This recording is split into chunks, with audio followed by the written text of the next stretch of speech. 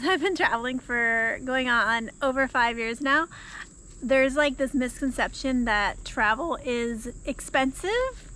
Even now, with so many options and ways to work online, when you meet people when you're traveling abroad, the first question is, oh, how do you do it? You must have a ton of money. You must have like all these resources. But in reality, traveling is a lot more economical and affordable than you may realize. Sorry, you might hear these little goats.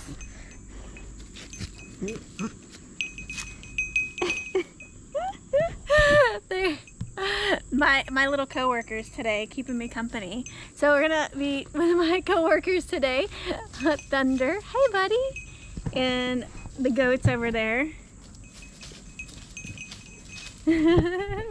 So they're gonna help provide the background ambiance for you. What are you doing?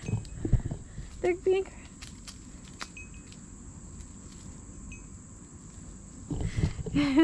they're so silly.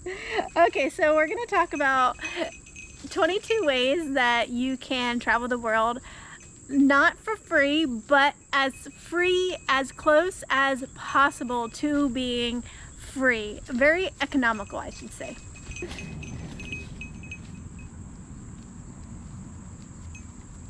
What are we doing? Jasmine and Lupe. Girl, the first few ways I'm going to talk about, they're not 100% free because you do have to pay for the platforms.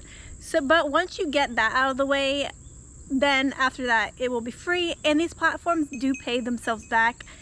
I mean, I have used Workaway I have used these platforms for the past 5 years.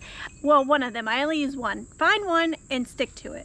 The first one is Couchsurfing. Couchsurfing used to be a free platform, and it's basically you say, hey, I'm in this city. Do you have somewhere? If you're on the app and you're hosting, then you accept someone. So if I'm like staying here and I see someone who has a free bed or an open availability, I'll send a message, be like, hey, I'm in the area, do you have room on the 22nd or 23rd, whatever. And that person can say yes or no, depending on your profile, depending if they like what they see, and depends on a lot of factors.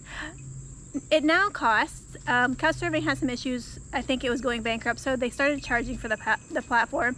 It is $14-ish a year, but then you have access to everyone who is hosting, who is on Couchsurfing. So $14 and you get free accommodation basically.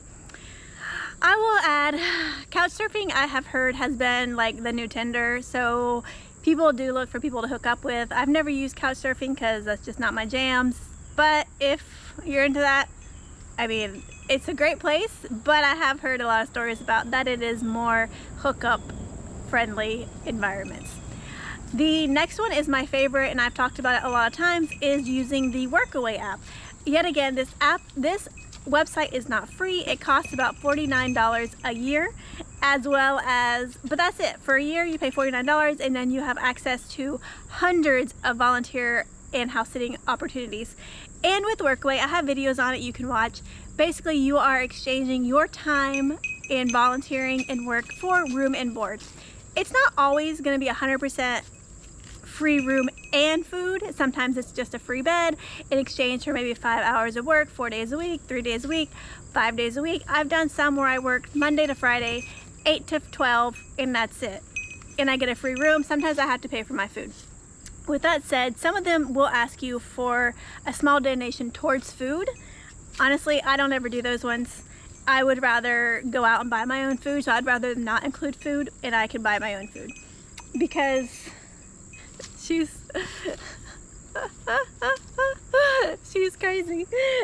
Because if that's the case, I would just go buy what I want instead of, I don't know. That's just how I am. If they ask me to pay, I typically don't. But I'll just find a different Workaway, and if it doesn't include food, I'm completely fine with that. The other one is going to be similar to Workaway. It's called WWOOF, and it costs $40 a year, and it is mostly on farms. And this one mostly, I've talked to woofers, and they tell me that it usually does include food and room and board, so it includes everything. Workaway is a one that's a hit or miss, but WWOOFing does include everything. I think it's because you're on a farm, you're usually in the middle of nowhere, you're a bit further out, and you don't have the means to get to somewhere that has food, so they do include food. You will work, normally it'll tell you on the website how much you work, 5 days a week, 6 days a week, 4 hours, 5 hours. Usually it's not more than 4 or 5 hours a day. If they want you to work more, some places will actually pay you to work over what they are offering, and then they'll pay you under the table. The next platform is HelpX. HelpX, I just found out about this one. I wish I knew about them before. They only charge $20 a year. Okay, so I'm someone who likes to volunteer, and if I can pay $20 per year, and I heard it's great, so I've read about it. I've actually, people on the platform that I write for have done it and have written reviews about it, and it's similar to WWOOF and it's similar to Workaway. This is the thing, they're all gonna cross-post. Like I cross-post on everything, they're gonna cross-post their jobs. They're gonna cross-post their volunteer opportunities on every website. And there's another one there's two more.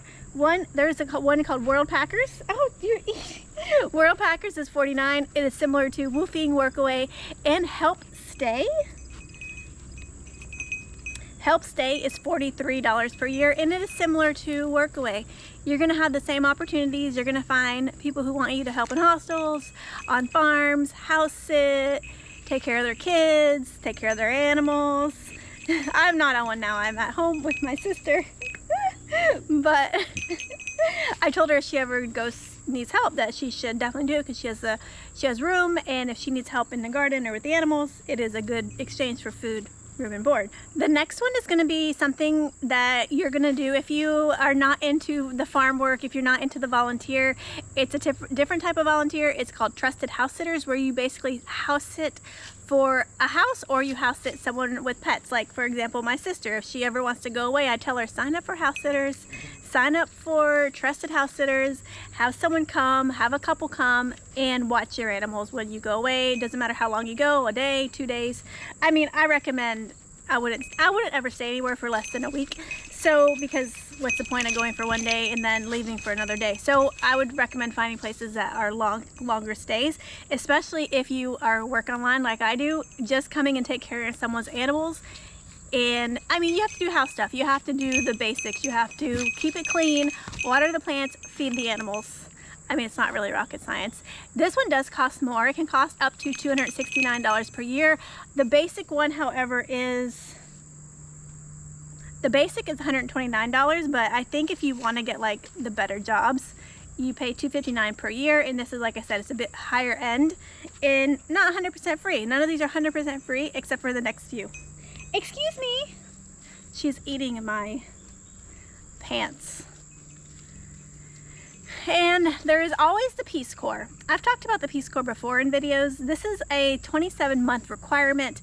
However, you are working for the government, and after you get out, if you're looking for a job, there's a guarantee they're going to get a government job, basically. So the Peace Corps is something that you go into if you want to travel for free, learn about a different culture, maybe learn another language, and get involved with the local government, the local economy, the local whatever you're going to need to do. A lot of them end up being teachers, English teachers, or working for public health.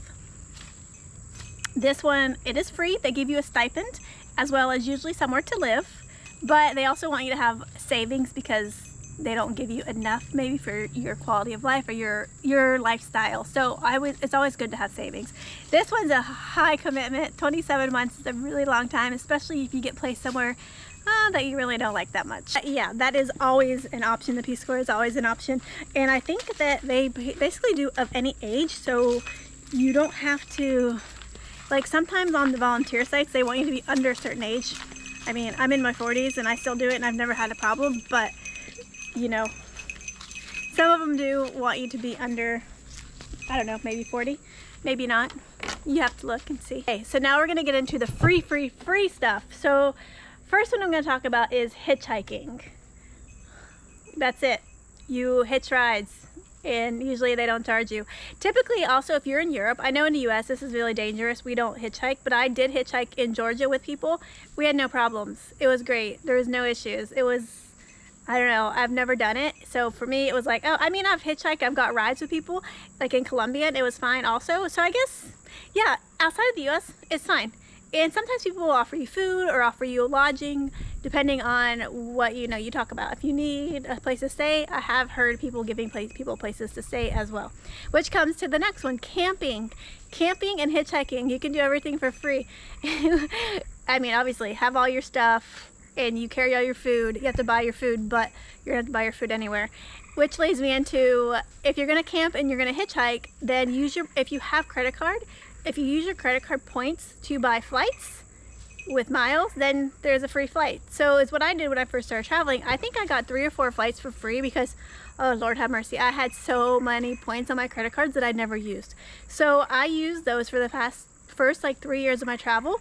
I didn't really fly too much, but when I did fly, I had the points and the miles that I got all the way from Argentina to Japan for like $90. You still have to pay a little bit, but it's not that expensive, so it was very affordable. Something else that is really great, because now that we have Facebook, on Facebook you can advertise your services, and maybe you can find someone who wants to do a work exchange on a Facebook group. For example, the Tbilisi expats group, they were always looking for nannies or people who spoke English or people who spoke Russian or people who spoke Georgian. So they were always looking for someone who was a native speaker to watch their children or be an au pair or just do an exchange for room and board, as well as sometimes they would even pay you. So Facebook groups are great places to find opportunities of work. I mean, they're going to pay you under the table, obviously, because if you don't have a work visa, you're not technically legally allowed to work. But anyway, everybody does it, trust me. So that's going to happen. With that said, the next one is going to be a working holiday visa. So if you're under a certain age, I believe it's 30, you can go to New Zealand or Australia and apply for a working holiday visa. And I think it lasts for 2 years, and then you get room and board, you get food, room and board, and then they pay you. Typically these are farm working holidays. You're going to work on a vineyard, you're going to work for a cattle farm, pig farm, anything. I don't know. I've never done it, but that is a good option if you want to travel and live in another country and still get paid. So you're working in Australia, New Zealand, you're getting paid, and you're living in a totally different country for free. This is another one that I'm going to tell you, we all do it. Free food bins in hostels. So if you're in a hostel, say your hostel costs like $2 or $3 a night, you're in Asia or you're in India, almost everywhere is going to have a free food bin. Typically it is rice and pasta and maybe some spices. But anyways, it's free. You can take it. We all left food and we've all taken food. That goes with, like, there's always books, so don't bring your books because you can always do a free book exchange, like leave a book, take a book. I have taken books and not left books before because I might not have one, so they don't really care. Leave that book somewhere else. You're going to leave a book, you're going to take a book, and you have to start from somewhere, right? Just like food. If you're not going to use food, leave it. And then you're contributing to the system that you're taking from. So it's always give and to receive. You can also, this is what a lot of people I have met also do, they barter and trade their skills. So if you meet someone and they need, like, I don't know, you to care for their animals or build a pen or build a garden bed, maybe you're like, hey, if you let me stay for a week and feed me, I will do that work for you. And you barter and trade your skills, because I think barter and trade is going to be coming back, and it's good to have a skill to offer for your barter and trade system. I don't know, I just think the way the world's going, it's good to have a skill that you can do something with your hands. I'm not sure I do. I guess I'm a nurse and I study like plant medicine, but I don't know if I would really have a skill other than taking care of sick people. I don't know. Yeah, so maybe I need to work on that too. I can't build anything. So if you were traveling in the US, there's also something I've recently learned about called Coolworks. So it is a seasonal work job website. It's not the first time I've heard of seasonal work, but this is the first website that I've actually encountered that someone's actually done. And a friend of mine, she actually goes and works on cruise ships. She goes and works in like seasonal resort places. Like she worked in Montana. She wants to go to Alaska. So basically she takes assignments that are 3 to 6 months and she goes and works, and then she uses that money and she travels. On her assignments, typically she gets a free room and board. Sometimes she gets food and sometimes she doesn't get food. I was actually looking because I was looking at Alaska, and those offer you food, tips board, and you can be like a cruise ship director, you can be like cruise ship entertainment, you can lead walks in nature, you can work at a resort, a spa, but it is a temporary contract. So after that 6 months, you're gone. So it's like you're not technically in the quote 9 to 5, but you are temporarily. And I have watched other YouTubers who have actually done that, and I think it's a great way that if you don't want a permanent job but have more flexibility. I mean, I'll link all these links below. I mean, I'm thinking about considering it if I want to do something. It's kind of like travel nursing. You work 3 months and then you're done. But in travel nursing, oh, they use so much bullshit and to get you to stay, and they try to manipulate you. So I don't think this Cool Works does that. Also, become an au pair abroad. That is, everyone's always looking for someone to take care of their kids, especially if you are good with kids, or you have a nursing background, or you're a teacher background, or you have something that a skill that you can, prove that you are good with kids, or have certifications. But yeah, au pairs are great. Everyone is looking for one. All over the Facebook groups, they're looking for people to take care of their kids. Along with hitchhiking, you can also use an app called BlaBlaCar in Europe. And basically you have the app, you tell someone which direction you're going, and if someone else is going that direction, they will pick you up. I think you will split gas costs, but other than that, it's not like you have to rent a car, it's not like you have to pay for public transportation. It's just like how much you think it'll need to get here, and you just give a little bit of money. You gotta get not 100% free, but a good, cheaper option to travel and to get around, especially if you don't want to hitchhike. I think the app verifies them, but I don't know, I would just hitchhike if that's the case. But I don't know, people can lie on those apps too, so that's your choice. An international English teacher. When I was in Japan, I actually saw like signs all over for native English speakers, and then they tell you the price. And let me tell you, I was just in a hostel, but they would take anyone who is a native English speaker. You can get a job doing that while you're living somewhere or you're staying somewhere temporarily, as well as I know people who have become English teachers in Vietnam, South Korea, Japan, and they go with a company, and the company pays them as well as provides housing. You have to buy your own food, but it is a good option to work and live abroad, just like getting a working holiday visa. But this is a little bit different. You're gonna be in like a different environment. So if you're more interested in Asia, Southeast Asia, Japan, teaching English online is great. If you're interested in like Oceania, then go to Australia and New Zealand. Then there's a few options that are a little bit harder, but they can still be free. I met a guy in Georgia who is an international tour guide. Basically, he loved to travel, and he turned his travel into work. So now he leads tour groups. He said he only works about 5 weeks out of the year. Basically, he hosts 5 tours a year, and he goes to the same place. He goes to India, he knows the route, and he's been doing it for like 30 years or something. So now he says it's really easy, he barely works, and then the rest of the time he doesn't want to work, because when you're living in a different country, you don't need to make as much money as if you're living somewhere in the US. Like, it is much more affordable when you leave. Even with housing costs and prices going up, it is still possible to do it. Because the problem that we have is people will like leave here, the US, and then they go to another country and they want the same quality of life. And usually that is going to be a more expensive quality of life, because when you get there you realize, oh, well, I thought I was going to have to downgrade my life or something. And typically, like, I left because I wanted to downgrade. I sold all my stuff. I don't own anything. And they see that, oh, I can have more in another country, therefore their cost of living goes up and it's the same as they were here. And then they're in a different country, and then this is why a lot of expats leave, is because they're not really invested in that country. They just wanted to have more things, so they live abroad. They have more things, they're just in a different country. Now they're miserable, they have no friends, but they have more things. Anyways, yeah, so that's what a lot of people do, and that's why a lot of people come back. And you know, here you can live in the US also. If you just decrease your cost of living, your living expenses, it is possible to do. You know, people are like, oh, the US is so expensive. And the US is very expensive, but it is possible to figure it out. Like, stop shopping, stop buying things you don't need. The next option is going to be like what I do. I'm a travel writer and I blog. Even though this is a very long, I mean, I've been doing the travel writing for over almost 3 years now, and whereas I do make enough money for me to live, I can guarantee you if I had a family of 4, I do not make enough money, Number one, I don't work that hard. I only work hard enough for what I need to do because I like to volunteer, I like to take care of animals, I like to find random jobs, and that is just my lifestyle. But also, I can write off things because I do make money on my travel vlogs. I can write it off as a tax expense because I'm technically working for myself and I'm self-employed.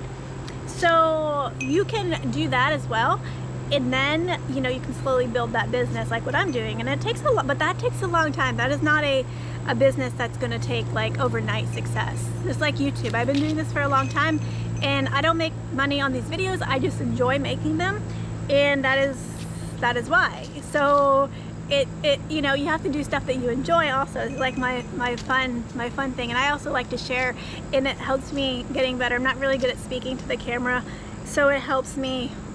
It's something I do because it puts me outside of my comfort zone, which I think is really important in life, is to always do things that are hard or seem hard for you. Okay, the last and final one is, so my sister actually did this, is, oh, these little goats are so hot. Guys, go inside. It is really hot out today. What? Aw. So the last one is, see where you're from, like your DNA, your heritage. Like maybe you have a grandparent who is Jewish or from Hungary or from another part of the world. See if that country has a program that offers you, like, it's called Birthright. Well, the one in the Israel one is called Birthright. So there are 6 countries that if you have roots and origins from these countries, they offer you a free trip to go visit. So travel for free. One of them is Birthright Israel. So if you are Jewish descent, you can go see Israel because they want to have everyone move to the Holy Land. If you want, you can move to the Holy Land if you're Jewish. Heritage Greece, Reconnect Hungary, Birthright Macedonia, Birthright Armenia, Cuba 1. So not only can you go see these countries, but if you have if you have heritage there, you can probably apply for a visa or a resident permit that you are of that descent, and you have proof that your grandparents or parents are from there, and then you can even immigrate to those countries.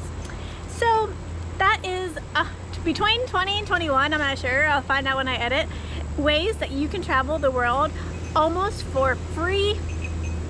And yeah, that is basically, I have done not all of these because I don't like to watch kids. I prefer animals, I prefer volunteering. So I also will do work if I find someone. I've taught English online as well. I've done quite a few of these things, as long as it doesn't involve kids.